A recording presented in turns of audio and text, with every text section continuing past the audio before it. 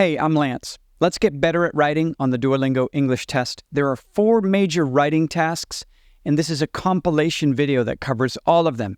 First, write about a photo. In this section, we will cover how to write better complex sentences to score higher. Next, summarize the conversation. This focuses on how you can write 3 sentences that summarize the entire conversation in listen and respond. Next, interactive writing. Probably the most difficult question on the test and the one that takes up the most time. Here we focus on task relevance and how to follow the prompt that appears on the screen. Finally, the writing sample, we will take a look at how to use reasons and examples and good supporting ideas, and we'll follow up with 10 well-written responses. All of these questions will have AI feedback and give you scoring parameters that are similar to the Duolingo English Test.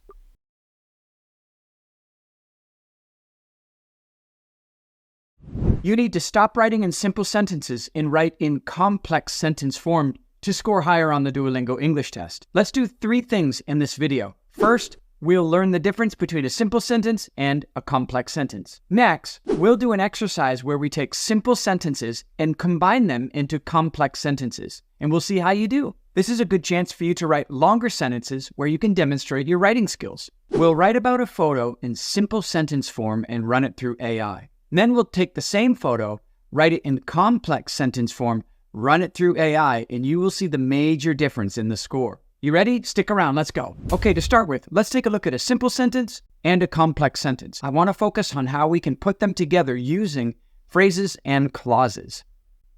A simple sentence and a complex sentence. Let's start with a simple sentence. Emily walked home. A very simple sentence. Emily is the subject. Walked is the verb, home is the object. Many and most English sentences follow this pattern of subject, verb, object for a simple sentence. Now let's take a look at a complex sentence. A complex sentence doesn't mean that it's a complicated sentence. It just defines itself as an independent clause and a dependent clause existing in the same sentence. So, as a prepositional phrase, we can use the same subject of Emily and say, Emily walked home with her hands in her pockets. Now, with her hands in her pockets cannot stand alone. It's the dependent clause that sits next to the independent clause of Emily walked home. We can simply say Emily walked home by itself. We can say Emily walked home with her hands in her pockets. Emily walked home around the school. Emily walked home with her best friend. Let's take a look at a subordinate clause. While Emily walked home, she noticed the flowers. While Emily walked home is the subordinate clause that sits underneath the independent clause of she noticed the flowers. She noticed the flowers can stand alone as its own sentence. While Emily walked home can't. Putting them together makes a complex sentence. The third type is a relative clause. This might look familiar. Emily, who just finished working, walked home. Who just finished working gives us more information about Emily, the subject. Emily walked home can be an independent sentence. Who just finished working, the relative clause, means it's related to the independent clause. So doing this creates a complex sentence. Keep in mind when you do write complex sentences, it does help your score overall, as we'll find out in just a bit. Okay, great so far. Now, let's do an exercise where I show you 2 simple sentences and I want you to combine them into a complex sentence. You'll have 3 choices to choose from, and let's do the first one together. Here we go. Let's do this one together, sentence combining. Here's our first sentence. Colleges are raising tuition costs. And our second sentence, these colleges are experiencing a decline in student enrollment. We have our first sentence with subject, verb, object, colleges raising costs. And our second sentence, colleges experiencing decline. Both are simple sentences. And the goal here is we want to put the second sentence into the first sentence. Here's a hint. Once you get to the subject colleges, now we're going to put the information from the second sentence into the first by saying, experiencing a decline in student enrollment. We can certainly say colleges which are experiencing a decline in student enrollment, or that are experiencing a decline, or we can say just like this, Colleges experiencing a decline in student enrollment are raising tuition costs. So our subject is colleges, our verb is still raising, and the object is tuition costs, and the phrase in the middle is from the second sentence. It's technically called a participial phrase, an adjective clause that gives more information about colleges. All right, let's have a little sentence combining quiz. Your first two sentences to put together. The dog was taken to the animal shelter. The dog was discovered next to a busy highway. Here are your choices. The first one, the dog discovered next to a busy highway was taken to the animal shelter. The dog next to a busy highway was taken and discovered the animal shelter. Or C, the dog was taken to the animal shelter and discovered next to a busy highway. The correct answer being A. We can see that discovered next to a busy highway is the second sentence, which was inserted right after the subject, dog, making it a complex sentence. B doesn't make sense, and C is a compound sentence. The dog was taken to the animal shelter and discovered next to a busy highway. So A is the right choice. The next one, the children are playing a board game. They completely lost track of time. Your choices are the children are playing a board game and completely lost track of time. The children playing a board game are completely lost track of time. C, the children playing a board game completely lost track of time. Your correct answer is C, the children, subject, playing a board game, adjective clause, completely lost track of time, verb and object. A, the children are playing a board game and completely lost track of time is a compound sentence, and B doesn't make sense. The third one, a student forgets to do his homework. He usually comes to class with an excuse ready. Again, both perfectly written sentences, we want to put them together. Choice A, a student forgetting to do his homework usually comes to class with an excuse ready. A student forgets to do his homework usually comes to class with an excuse ready. A student usually coming to class with an excuse ready forgets to do his homework. The correct answer is A. A student forgetting to do his homework usually comes to class with an excuse ready. Same principle of complex sentence. B doesn't really make sense, and C has reversed the events of coming to class and forgetting homework. Okay, now for the fun part. Let's take a look at an example of write about the photo. We'll input the answer in simple sentences, run it through AI, and see how we score overall and specifically with grammatical complexity. And then we'll rewrite it as a complex sentence and run it through again. You ready? Before we do the write about the photo exercise, let's look at a typical AI scorecard so that you know what each parameter means. First, you have your overall score. Grammatical accuracy measures your punctuation, capitalization, and spelling. Grammatical complexity is what we've worked on today, using more than just simple sentences and putting sentences together to make them complex. Lexical sophistication means using fancy words, words that are higher up on the academic scale. Task relevance. Are you staying on topic? If the question is about a vacation that you took, are you making sure to stay on topic and not writing about something completely different? You could have perfect grammar and great complexity, but if you're off topic, it's going to affect your task relevance score. Finally, lexical diversity. Not repeating yourself and using a diverse range of vocabulary. Let's do some live AI scoring with write about the photo. We'll jump down to this, and we'll do it live. Okay, we'll do it live and we'll score simple sentences and then complex sentences. Here are two people. Let's write about this. I'll do it slowly. A man standing near the street. A man is standing near the street. He is across from another man. They are wearing black clothes. How's that? They're wearing black clothes. They are at a crosswalk. Okay, some time to check our spelling. A man is standing near the street. He is across from another man. They're wearing black clothes. They are at a crosswalk. And submit. Let's see how we do. Okay, overall score is 90. Accuracy with grammar is fine. Grammatical complexity is low. Sophistication is low. But I want to focus on this grammatical complexity because we wrote in simple sentences. Now, let's rewrite it. Let's try this again and rewrite it with complex sentences. A man dressed in black clothing. Okay, so here's our complex sentence. Now we need a verb. Is standing in the street. Is standing in the street at a crosswalk. Across from the other man. Across from the other man. Okay. A man dressed in black clothing is standing in the street at a crosswalk across from the other man. Dressed in black clothing. That's our participial phrase. Across from another man. Prepositional phrase. So we have complex sentences. Let's score this. See how we do.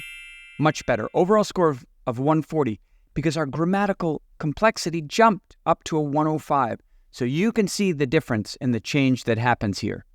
Okay, let's go to the next one and see how we do here. We've got a girl who's surprised.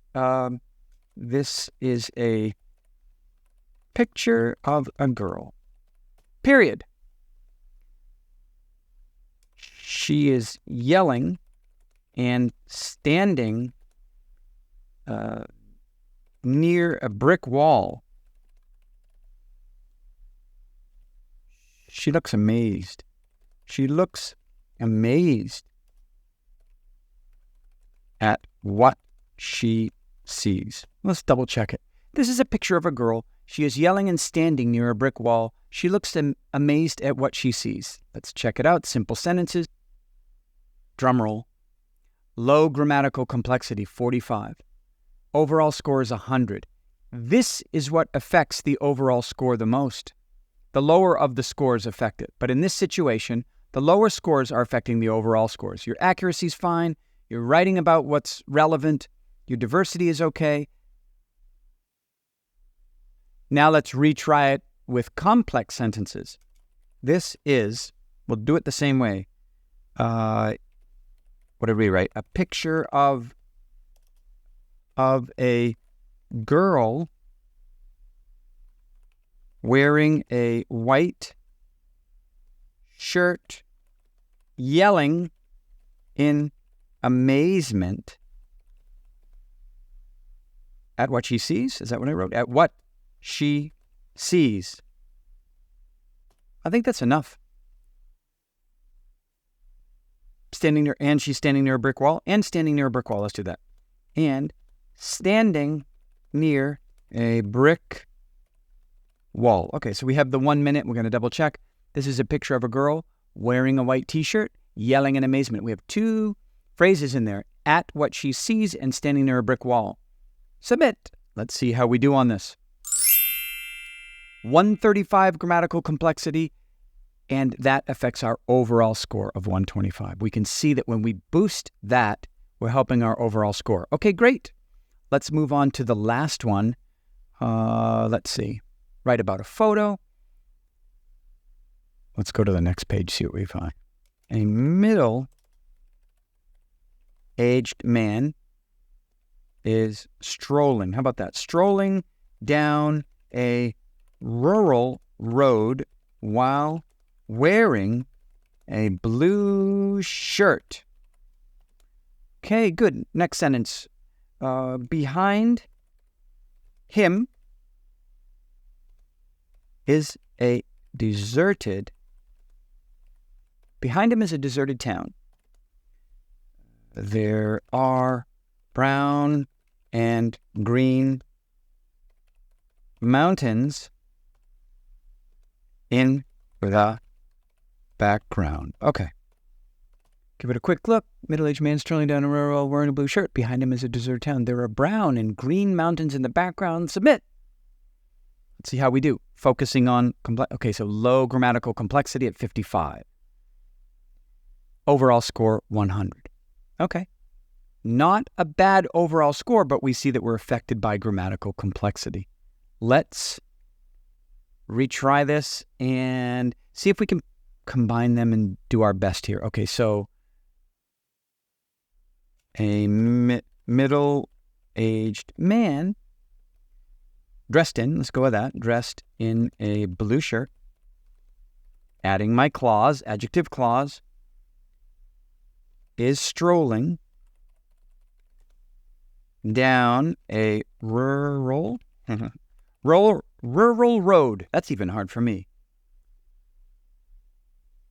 While a deserted town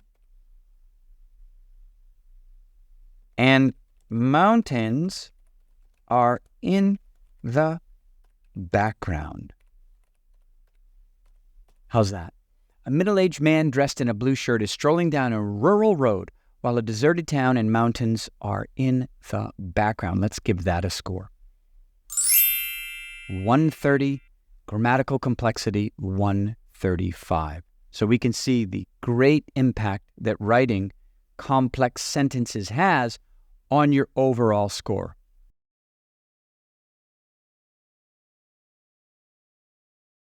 Who did you meet? What did they say? What did you do? Got it?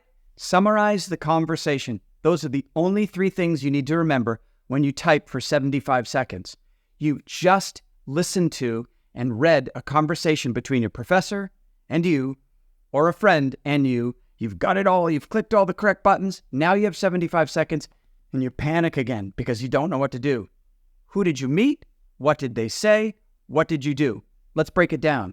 You speak with your communications professor about a question you had, about a presentation or an essay. They give you advice. You take the advice and you do something about it, and then you go on your way and it's over. You can do all that in 75 seconds. So this appears only one time on the test at the very end of listen and respond, so we gotta get it right. We'll take a look at 2 conversations, one with a professor, one with a student, and we'll type away and use our formula, and then we'll run it through AI to see how it actually scores. But before we do that, remember, what are the 3 steps?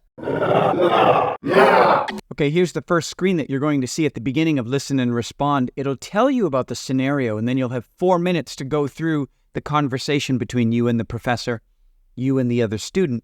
You'll go back and forth 4 or 5 times, but pay close attention to this right here. You'll participate in a conversation about a scenario below. Read this before you even begin Listen and Respond. You are a teaching assistant for a macroeconomics class. You're responsible for grading student essays, but you're not sure about the grading criteria. You talk to the professor of the class and ask about how you should grade one of these student essays. Okay, so here's the scenario. Professor, I wanted to talk to you about the most recent macroeconomics assignment. Yes, what is it? The conversation is going on. We want to pay attention to the most important parts of it. What advice or what suggestion does the professor give us? Here I am again. I'm not sure how to grade one of the essays because it doesn't seem to meet the criteria that were described in the assignment. Let me take a look. Which essay are you talking about? Do you like my AI professor voice? Again, so here and here, it's not really critical information yet. It's this student right here.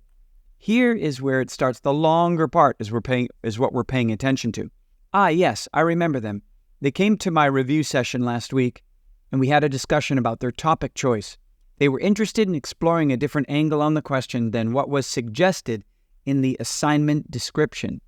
So should I grade it based on the original criteria or based on the new angle? Here's what he suggests.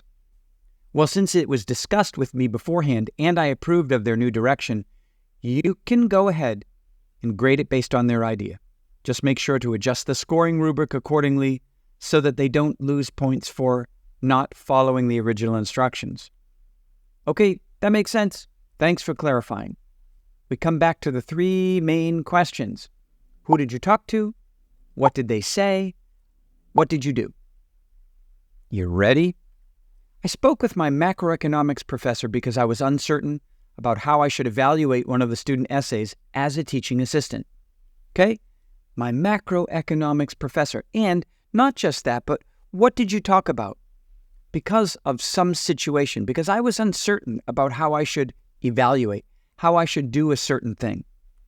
He was familiar with the student and recommended that I assess it based on the revised criteria and modify the scoring rubric. Scoring rubric. so that they don't lose points. What did I do in response? I told him that his suggestion made sense and expressed my gratitude for his help. I talked to my macroeconomics professor. He suggested that I assess it based on revised criteria. I told him it made sense and said thanks, expressed my gratitude. Let's see how it checks out with AI. Okay, so here's what we're looking at. We post our answer down at the bottom that we've typed out after we've read the whole conversation over again, and let's score it. Okay, great. 130, grammatical accuracy. Here's what I want you to pay attention to. Task relevance. You're staying right on track. You've absolutely captured the conversation in 3 main sentences. We could have done a little bit better by not repeating ourselves and having lexical diversity, a little bit more variety of words and vocabulary, but overall a 130. Great score. Okay, the second scenario, this is with a friend now. You and your friend are discussing your intermediate Vietnamese class. Both of you feel like you might need some additional practice before the final exam and decide to ask the professor about practice opportunities. This is the scenario that's displayed at the beginning of Listen and Respond. This is me starting the conversation. Hey, aren't you taking intermediate Vietnamese this semester? Yeah, I am. It's not going great. I definitely need to practice more before the final exam. Yeah, I feel the same way, to be honest. I'd love to get some more speaking practice. Yeah, me too. Do you think the professor may know if there are any Vietnamese conversation clubs on campus? I bet they would. They probably know if any other students meet outside of class to practice speaking. Do you think we should talk to them about it? Maybe they could put us in touch with those conversation groups. I think that's a good idea. Let me email the professor to see when they're available to meet. That would be great. Hopefully they respond to us soon. Yeah, I'll let you know once I hear from them. Great, thanks. Now remember it goes me, student, all the way down. So the conversation goes back and forth. In the actual conversation, you will know who's speaking and who's responding. So back to the 3 main questions. Who did you talk to? What did they say? What advice did they give? What did you do with the advice? I spoke with my friend and we discussed our need for more practice in our intermediate Vietnamese class. What did they say? We decided to ask the professor about practice opportunities, and my friend said that he would email the professor to set up a meeting and find out more information. I told my friend to let me know once he heard back from the professor. I spoke with my friend in intermediate Vietnamese class. He said he would email the professor. I said, let me know once you've heard back, once you get a response. Let's check it out with AI. Okay, we've just read the conversation and we type our response here in the 75 seconds. I did change a few words around. Conversed instead of spoke with. Additional instead of more. Consult. I changed that to consult. And mentioned instead of said. So just changing those helps our lexical sophistication as well. Let's check the AI score. Good, a 130. Lexical sophistication, 125. Task relevance, 155. It's crucial to summarize the conversation as best as it happened, remembering who said what. Great job.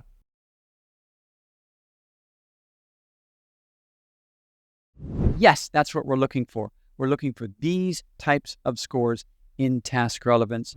So imagine this. You've put in all the hard work and spent countless hours preparing for the Duolingo English test, and you feel quite confident. But when the results come in, your score is much lower than you expected. The reason? It might be something much simpler than you think. Staying on topic. Stay with me because I'll show you how a slight deviation from the task can significantly impact your score. By the end of this video, you'll have a clear understanding of how to stay on topic and how to maximize your score. We're talking about interactive writing, one of the most important questions on the Duolingo English test, and for the production score, something that carries a lot of weight and can impact your overall score. In today's video, we'll talk about 3 things. We'll talk about what coherence and content means for the Duolingo English test. Next, we'll examine an actual student response and see where things went wrong. Finally, we'll look at 3 well-written answers for the interactive writing question, complete with AI scoring, so that you can see what a high-scoring response looks like.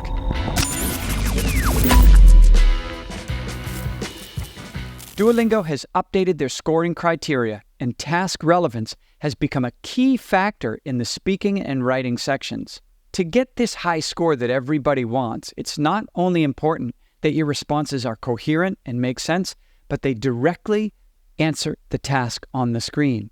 So task content means relevance, style, development, and reader impact. So relevance means that you're directly addressing the task prompt and you're staying on topic throughout your response. Appropriate style means that your tone and approach is suitable for what the task is asking. Development means that your points are well developed and directly related to the prompt and task. Reader impact means that you're fulfilling the task purpose, which means to either inform, persuade, or describe. Coherence is about clarity, cohesion, and structure. Let's break that down. Clarity means that you're easy to understand and you're staying on task. Can somebody that's reading this understand what I'm talking about? Cohesion means that your ideas logically connect and support each other. And structure means that it's easy to follow and your response aligns with the task requirements. Whew! All right, you got all that? DET upgraded their scoring criteria, so this is becoming very important now. I can't emphasize that enough. So keep your responses sharply focused and organized, and start by clearly stating your main point and back it up with supporting ideas and examples. Now let's examine an actual student's response and see where things went wrong. This student came to me saying that they answered the task properly and that they were frustrated because the relevance score was so low. So just remember that when we look at this as an exercise, that making a mistake like this can dramatically affect your score and cost you valuable points. Okay, so here's the question that the student got. And it said, do you trust your feelings about someone, or do you prefer not to judge too fast? Explain why you agree with one attitude more than the other, giving specific reasons. And so here's the first part of the question that they answered, where you get the 5 minutes. And they said, I prefer not to judge too fast because I prefer to take my time and get to know someone slowly. Judging too fast may lead to missing some traits that I didn't see during our first interaction. If you get to know someone slowly without judging them right away, they will feel more comfortable being themselves, which can lead to a more genuine experience. Okay, so they did quite well on that part. This is the 5-minute part. Let's take a look at the second part of the question, where they have 3 minutes to answer this section. And it says, can you share a specific situation where your initial judgment about someone was proven wrong over time? How did this experience affect your future interaction? So that's really important to pay attention to judgment, how it was proven wrong, how did it affect your future interaction. And here's what he wrote. When I was about 9 years old, I fought physically with a friend on account of a difference in opinions. It hurt both of us. Throughout this experience, I've learned that before we solve a problem by attacking the other physically, we must solve the problem through communication. Hurting each other is not the best option for eliminating conflict. Now, I'm going to score this on AI, and I'm going to show you what they got for a task relevance score, paying attention to the second part over here. I'm not worried about this. We'll take a look at how both scored, but more specifically how this section scored in terms of task relevance. So I've inserted the answer for both the first 5-minute section and the 3-minute follow-up, and let's see how it scores, okay? Here we go. Okay, it says their overall score on the first section, let me scroll down here, was 135, 155, grammatical complexity, task relevance was 155, they did great. But when we look at the second section, they only got a 90, right? So we have result 1, result 2. In the second section, they got a task relevance score of 30 and an overall score of 90. You can see how the lowest score will bring down your overall score more than the higher score lifting your overall score. I hope that makes sense. And the AI assessment says the user response is not directly relevant to the given passage. It discusses a different situation and lesson learned. Additionally, the use of advanced words is limited, resulting in a low score for lexical sophistication. Okay, so we got a 45 here and a 30 here. So let's take a look at what happened, and then if we make a little change, how that's going to affect the overall score. Okay, we're focusing on the second part where they got the low task relevance score. They didn't focus on how his judgment of someone changed over time. He just talked about an experience that he had. It lacked development in explaining how his experience impacted his future interactions. He didn't put anything in here about a future interaction. He just said that hurting each other is not the best option.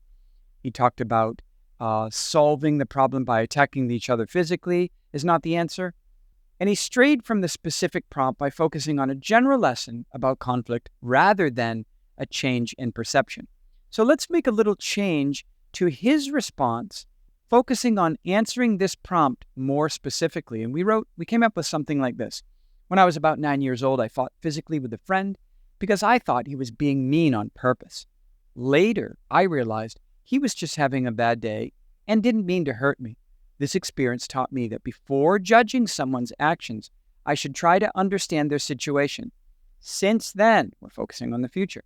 Since then, I've learned to approach conflicts with empathy and communication rather than jumping to conclusions or physical actions. Now let's see how this does when we run it through AI. Okay, so we've got the new response in, and let's take a look at our results from AI. Focusing on task relevance. Okay, good. We have the 135 on the first one, and then when we move to the second response here, we can see now that it wasn't perfect. Well, actually, here we go. The task relevance was great. We still didn't change our lexical sophistication. It wasn't great with that. That means we didn't use enough fancy words. But focusing and changing task relevance, you can see we jumped up dramatically to a 115. So our score on both is a 135 and a 115. So this is why you can see how task relevance is so critical to the overall score. Now let's take a look at 3 well-written responses for the interactive writing question that are well-organized and follow the structure that we discussed. And the main point here is that this will show you how to apply these strategies so that you can achieve a high score as well. Okay, question number 1. Let's see what an effective response would be when we stay on task. Some studies indicate that having a positive outlook, thinking good things will happen, can be good for your health. Explain how being optimistic could help your health and other areas of life. Having a positive outlook can greatly improve a person's health by lowering stress levels and boosting the immune system. For instance, optimistic people often handle difficult situations better because they believe things will work out in the end, which can lead to quicker recovery from illness.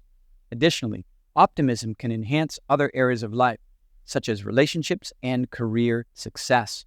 When someone is optimistic, they are more likely to approach challenges with confidence and resilience, which can strengthen their connections with others and open up new opportunities at work. Overall, a positive mindset not only supports better health, but also contributes to a more successful and satisfying life. What did we do well here? The content.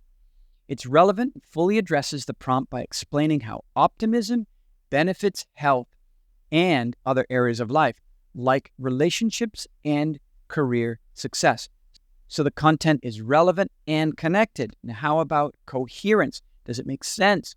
The ideas are organized and flow logically from the health benefits of optimism to its impact on broader life aspects, making the response easy to follow.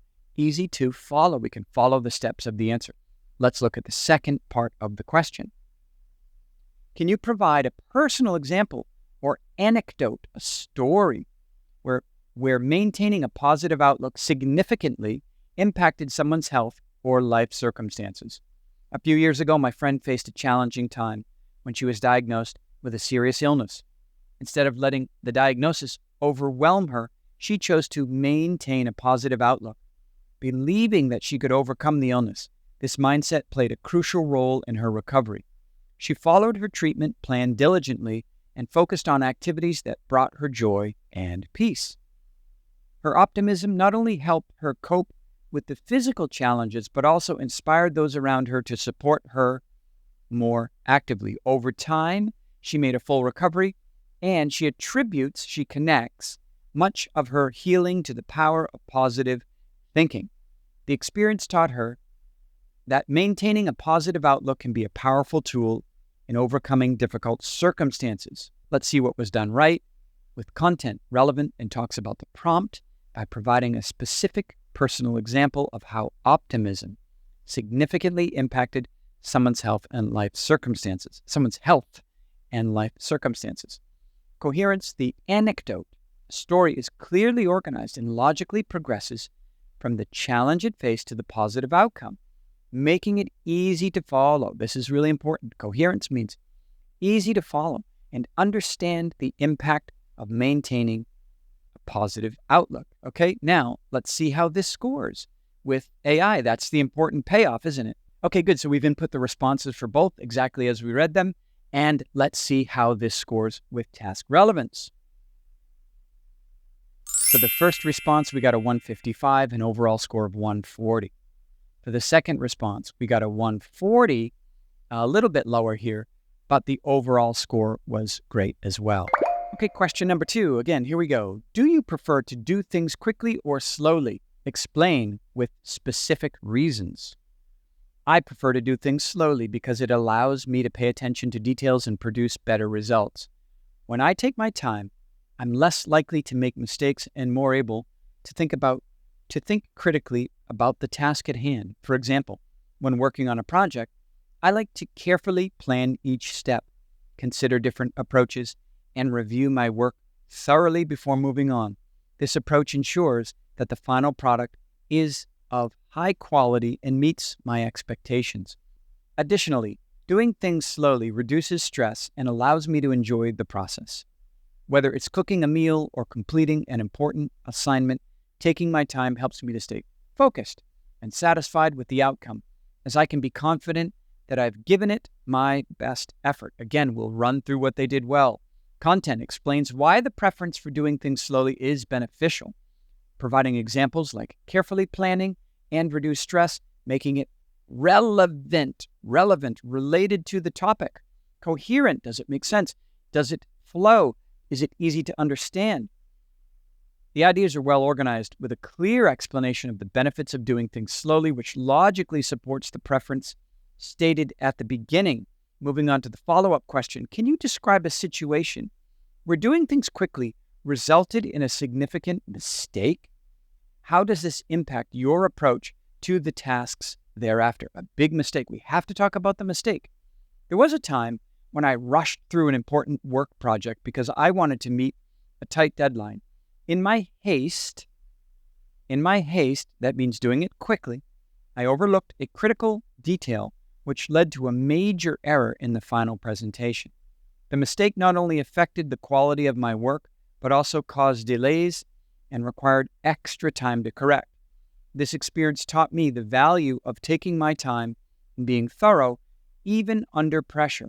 Since then, I've made it a priority to plan my tasks carefully and avoid rushing, knowing that doing things slowly and methodically results in fewer mistakes and higher quality outcome. How did we do with AI? Oh wait, let's first check out what they did well. For content, this answers the prompt directly by describing a situation where rushing led to a significant mistake and how this experience changed the approach of future tasks. Coherence, well-organized response with a clear process from the initial mistake to the lesson learned and the resulting change in approach, what they did differently later, making it easy to understand the impact of the experience. Now let's run it through AI. Okay, both responses were input, and here we go for AI. Come on, here we go. What do we got? All right, 125 with a task relevance of 155. We love that. And a 135 with a task relevance of 155. On the first and the second result, yes. Okay, number 3, task content and coherence. Here we go. Explain how men and women's responsibilities in the home have changed since your parents' time. Oh, I like this. Here we go. Men and women's responsibilities in the home have changed significantly since my parents' time. In the past, traditional gender roles were more rigid, with women often taking on the majority of household duties like cooking, cleaning, and childcare, while men were typically responsible for providing financially and handling tasks outside the home. Today, these roles have become more flexible and shared. Many men now actively participate in household chores and childcare, and it's common for both partners to contribute to the family income. The shift reflects broader societal changes, such as the increased participation of women in the workforce and a growing recognition of importance of equality in relationships. As a result, many households now operate on a more balanced and cooperative approach to managing responsibilities. Pretty comprehensive answer, right? In the 5 minutes, this is about as much as you could write. So let's take a look. Okay, content. This shows how gender roles in the home have evolved from traditional, rigid roles to a more flexible and shared responsibilities. And coherence. Easy to understand. This describes the past situation to the present-day changes, making it easy to follow the progression of how the household responsibilities have transformed over time. Second part of the question. Discuss how these changes in home responsibilities between men and women have impacted societal views on gender roles. That's not an easy question, an impact, an implication of how these gender roles have changed society. Let's see what we came up with. The changes in home responsibilities between men and women have significantly influenced societal views on gender roles. As men have become more involved in household tasks and children, and women have taken on more roles outside the home, the traditional view of men as breadwinners and women as caregivers has weakened. This shift led to greater acceptance of flexible gender roles, where individuals are not confined by stereotypes. There's a good word, stereotypes. Look that up. But are free to choose their responsibilities based on personal strengths and preferences.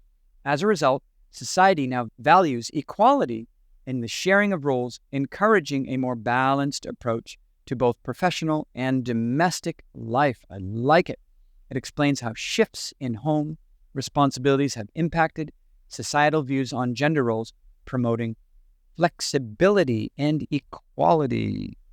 We know that words like flexibility, equality, adverbs are B2 level words, so they score well in the CEFR scale. If you don't know what that is, check out that video up top there. This response makes coherence. This response makes the connection between changes in household roles and the resulting impact on societal views. We have to talk about society. Easy to understand. Let's check AI. Okay, here we are. And it's always the most important point. I can evaluate you all day, and you can have your teacher tell you how to improve your writing more effectively and impactfully, and staying on point. But because it's an AI-scored test, we have to trust the robots. So let's see what they came up with. For task relevance, this is what we're focusing on. Come on. Here we go. All right, good. 155, 135 overall score. Again, 155 and a 140. Yes, that's what we're looking for. We're looking for these types of scores in task relevance. You can see how crucial it is to stay on task and be easy to understand.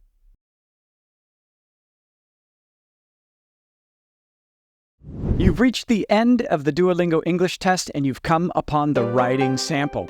Don't panic. We're going to handle this very simply in what I call the 4-mini paragraph technique. You're going to have 30 seconds to prepare for the question and then 5 minutes to type. We want to organize our thoughts like this. We'll start with a topic paragraph or a topic sentence. Start with a clear thesis statement that directly answers the question. Whether you like something or don't, you agree or disagree. Next, we'll talk about a first reason paragraph. Introduce your first reason using a transitional phrase. Third, we'll go to the second reason paragraph. Introduce your second reason using a different transitional phrase. And finally, we'll do a quick conclusion paragraph. Summarize your main points and restate the importance of your thesis, what you said in your topic sentence. Here's an example of what we're talking about with a sample question, and then we'll go through the 4-step technique. What do you think is the most important thing humans can do for the environment? Explain your reasoning. Step 1, start with a clear thesis statement or sentence. I believe the most important thing humans can do for the environment is to innovate and invest in sustainable technology. We get right to the point, we don't waste words, and we introduce our position in our topic thesis statement. Step 2, the first reason paragraph. To begin with, developing cutting-edge renewable energy solutions can drastically reduce our reliance on fossil fuels. In this video, we'll go into more detail about how to follow up your reasons with good specific examples. Second reason paragraph. We're using another transitional phrase. Additionally, sustainable agriculture technologies such as vertical farming and lab-grown meat can optimize resource use and reduce environmental impact. And finally, step 4, a quick conclusion paragraph that sums up what we've said. Ultimately, fostering a culture of innovation and investment in sustainable technologies is crucial for protecting the environment and ensuring a healthy planet for future generations. So in this video, we'll go through 10 different sample questions and answers. Remember also that this writing sample will be shared with your recipients, including universities. Started. Number 1. Do you think we have a responsibility to get involved when a stranger is in trouble and we happen to be there?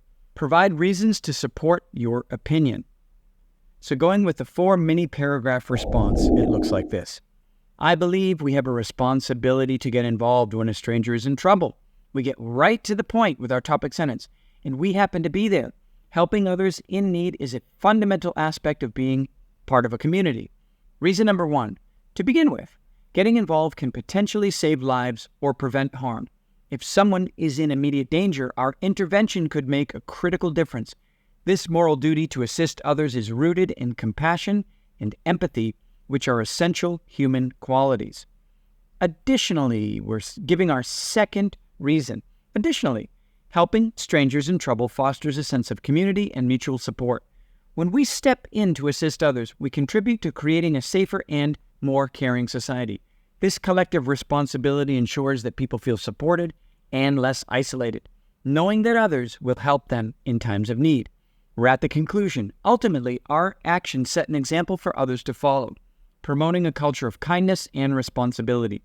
By stepping up when we see someone in trouble, we encourage others to do the same, reinforcing positive behavior and societal values. Let's see how it scored. Okay, the overall score is 125, grammatical accuracy, 150, complexity is 95, sophistication is 140, task relevance 155, very good, and lexical diversity is 100. Let's take a look at the assessment. The user's response demonstrates a high level of lexical sophistication with the use of advanced vocabulary and well-structured sentences. The response directly addresses the original passage by providing thoughtful and comprehensive reasons supporting the opinion. Hence, the score for task relevance is 1. I guess that means high. Okay, so task relevance was the best score on there. Describe something that you made that you were proud of. How did you decide what to create and which materials to use? How did your family and friends respond when you shared it with them? I am proud of a bookshelf I built for my room. I decided to create it because I needed more storage space for my books and wanted a personalized touch. First of all, our first reason, I planned the design based on the size of my room and the number of books I had. I chose sturdy wood for durability and painted it to match my room's decor. The process involved measuring, cutting, assembling, and painting, which I found both challenging and rewarding. Additionally, second reason, when I shared the finished bookshelf with my family and friends, they were very impressed. They admired the craftsmanship and the effort I put into it. Their positive feedback made me feel accomplished and motivated to take on more DIY projects, do-it-yourself projects. Ultimately, we're at our conclusion. Ultimately, building the bookshelf was a satisfying experience that combined creativity and practicality. A 130. If we can consistently score between 120 and 130, we're doing very well. The AI feedback says the user's response demonstrates a high level of lexical sophistication with the use of advanced vocabulary related to woodworking and craftsmanship. Additionally, the response directly addresses the original passage by describing something the user made that they were proud of and how they decided what to create and which materials to use. The relevance and detail in the response merit a high score for task relevance. Let's go to the next one. Name a profession that you believe is underpaid. Why do you think people who do this job are not paid enough? How would you justify increasing their salaries? I believe that teachers are underpaid. Their salaries often do not reflect the importance and impact of their work. First of all, teachers play a crucial role in shaping the future by educating and nurturing the next generation. For example, they spend long hours preparing lessons, grading assignments, and providing individual support to students. Despite this, their compensation often falls short of recognizing their dedication and expertise. Additionally, the demanding nature of the job, including managing classrooms, addressing diverse student needs, and continuous professional development, warrants higher pay. Teachers often spend their own money on classroom supplies and work beyond school hours without additional compensation. Ultimately, increasing teachers' salaries is justified because it would attract and retain talented educators, improve the quality of education, and acknowledge the essential role they play in society. Investing in teachers is an investment in our future.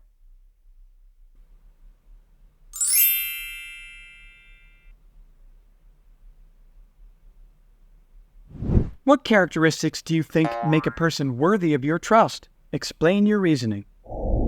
I believe a person worthy of my trust possesses honesty, reliability, and empathy. First of all, honesty is crucial. A trustworthy person is truthful and transparent even when it's difficult. For example, if someone admits their mistakes and communicates openly, it shows they value integrity and can be depended on to be genuine. Additionally, reliability is essential. A person who consistently keeps their promises and follows through on commitments earns trust over time. For instance, if a friend regularly shows up when they say they will and supports you when needed, it demonstrates their dependability. Ultimately, empathy plays a significant role. A trustworthy person understands and respects your feelings and perspectives. This quality fosters mutual respect and a deeper connection, making it easier to share personal thoughts and concerns. These characteristics, honesty, reliability, and empathy, create a foundation of trust that is vital for meaningful and secure relationships.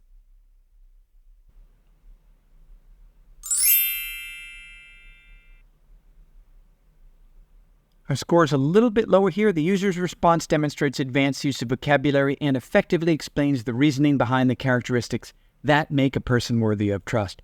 The response is highly relevant and provides thorough reasoning for the chosen characteristics. I think that our diversity is low. We may have repeated some words, and we didn't really use complex sentences as much as we could have, which gave us a little bit lower score of 120. Let's go to the next one. Describe your morning routine on a school day. How do these activities help you prepare for your classes? How can you improve your routine to better prepare yourself for class? My morning routine on a school day starts with waking up at 6:30 a.m. I begin by brushing my teeth and taking a quick shower to feel refreshed. Next, I have a healthy breakfast, usually consisting of oatmeal and fruit, which gives me the energy I need for the day.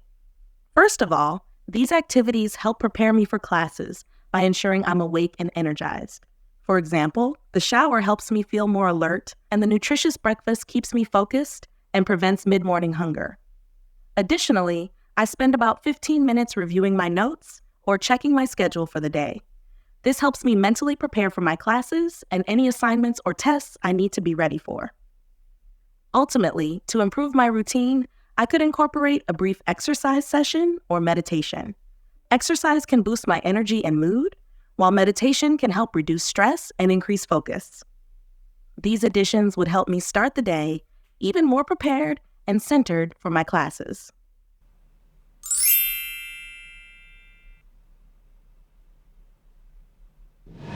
If you are interested in improving your score and getting better at the Duolingo English Test, then please go ahead and subscribe so I can continue to make content like this. You guys are the ones that inspire me and help my channel grow. Name a food that you think people should eat more. Why do you think that people do not eat enough of this food? How would people benefit from eating more of it? I think people should eat more leafy greens, like spinach and kale.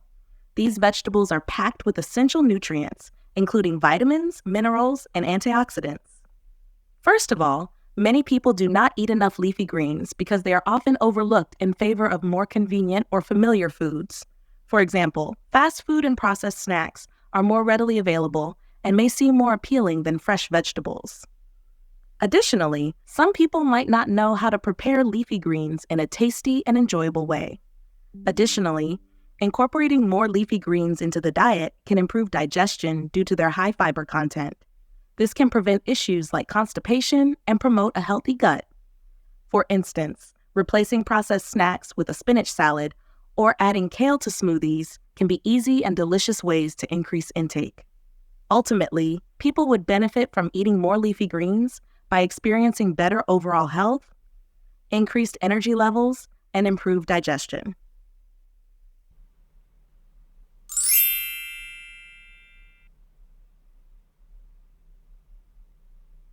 Describe what you think would happen if you could only buy products made in your country.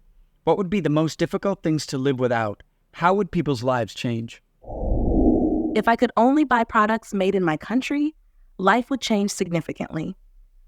The most difficult things to live without would be certain electronics and clothing items, mostly made abroad.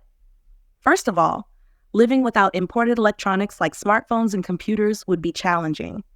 These devices are integral to modern life, and losing access to popular brands and advanced technologies could impact work and communication. Additionally, clothing variety and affordability might decrease. Without imports, we might have fewer options and higher prices for apparel, making it harder to find and afford desired styles. Ultimately, while there could be benefits like job growth and economic support for local businesses, the trade-off would be limited access to a wide range of products, affecting convenience and lifestyle.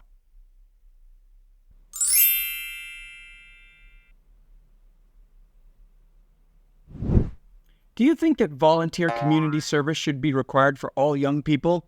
Why or why not? I believe that volunteer community service should be required for all young people. There are several benefits to making this a requirement. First of all, volunteer service fosters a sense of responsibility and empathy. For example, helping at a local food bank or cleaning up a park teaches young people the importance of contributing to their community and understanding the challenges others face. Additionally, volunteering can help young people develop valuable skills. For instance, working on community projects can improve teamwork, communication, and problem-solving abilities. These skills are beneficial for personal growth and future employment.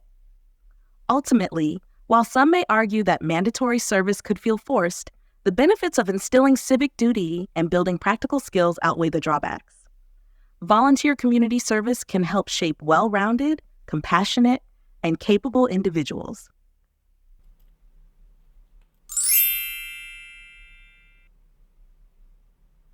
You can see for some of these, our complexity could be improved. Using more complex sentence structures would help us score higher. What is a common problem among your peers, and what do you think could be done about it? Explain your reasoning. A common problem among my peers is the struggle to maintain a healthy work-life balance. Many of us find it challenging to juggle the demands of our careers, personal lives, and self-care. This imbalance can lead to stress, burnout, and a decline in overall well-being. One solution to this problem is to encourage the practice of setting clear boundaries between work and personal time. For instance, dedicating specific hours for work and sticking to them can help ensure that personal time is protected. Employers can support this by promoting flexible work schedules and respecting employees' off hours. Additionally, encouraging the use of time management techniques, such as prioritizing tasks and delegating when possible, can help peers manage their workloads more effectively. Regular breaks and the incorporation of relaxation activities, like exercise or hobbies, can also enhance productivity and reduce stress. In conclusion, addressing the issue of work-life balance requires a combination of individual effort and organizational support. By setting boundaries, managing time effectively, and prioritizing self-care, my peers can achieve a healthier balance and improve their overall well-being.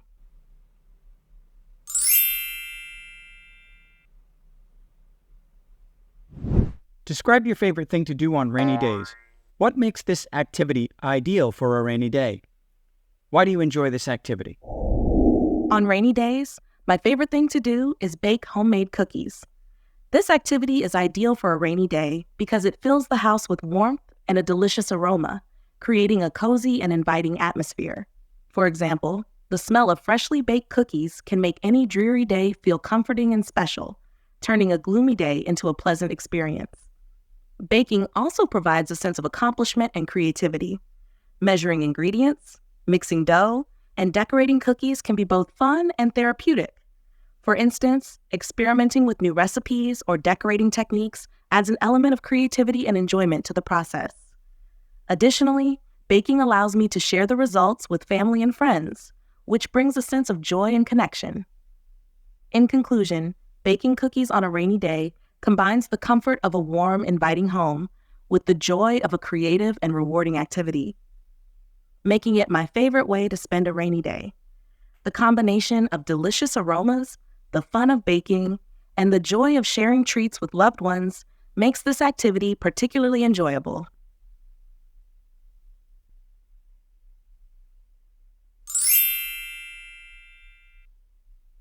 Thanks so much for watching. Don't forget, if you do like content like this that will help you boost your scores, don't forget to subscribe.